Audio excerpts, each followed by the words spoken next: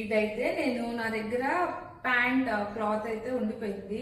ఆ క్లాత్ తో, white cloth, so మన ఏంటి అంటే మా పాప కోసం జంప్ సూట్ డిజైన్ చేసుకున్నాను. యాక్చువల్లీ మీరు చాలా వీడియోస్ లో చూసుంటారు, నార్మల్ గా మన దగ్గర ఉన్న క్లాత్ తో టాప్లు, లెహెంగాస్ ఇవి స్టిచ్ చేయడం, కానీ జంప్ సూట్ స్టిచ్ చేయడం మాత్రం ఎక్కడ చూసుంటారు. ఇదైతే నేను యాక్చువల్గా ఇది జీన్స్ క్లాతులతో, ఇలా మందంగా ఉన్న క్లాతులతో అయితే బాగుంటుంది. దట్టు వైట్ క్లాత్ ఉంది, దీన్ని ఏం చేయాలనేది నాకు అర్థం కాక అన్ని ఆలోచిస్తున్న జంప్ సూట్ డిజైన్ చేద్దాం అనిపించింది. మా పాప దగ్గర జీన్స్ క్లాత్ ఉంది, సో వైట్ది బాగుంటుందని చెప్పేసి వైట్ తో ఇలా అయితే డిజైన్ చేసుకున్నాను.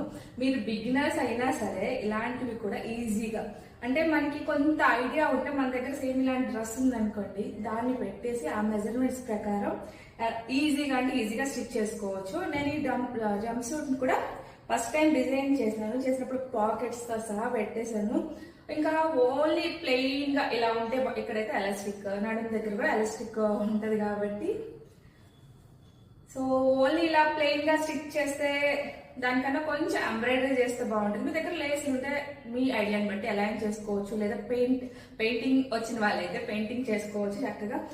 ఈ డీటెయిలింగ్ తెలియాలని పాకెట్స్ దగ్గర చూడండి, పాకెట్స్ కూడా ఎంత నీట్ గా వచ్చాయి, రెండు వైపులా పాకెట్స్ వచ్చాయి దీనికైతే. అలానే కింద ప్యాంట్ దగ్గర హ్యాండ్స్ కి వరకు నేను జస్ట్ పెద్ద ఫ్లవర్స్ కూడా ఏం లేదు, నార్మల్ స్టిచ్, ఇది యాంకర్ థ్రెడ్ తో అలా స్టిచ్ చేశాను అనమాట. చూడండి, తక్కువ బడ్జెట్ లో ఇలాంటివి మనం బయట కొనాలంటే 1000-1500 అయితే తక్కువ ఉండవు అనమాట.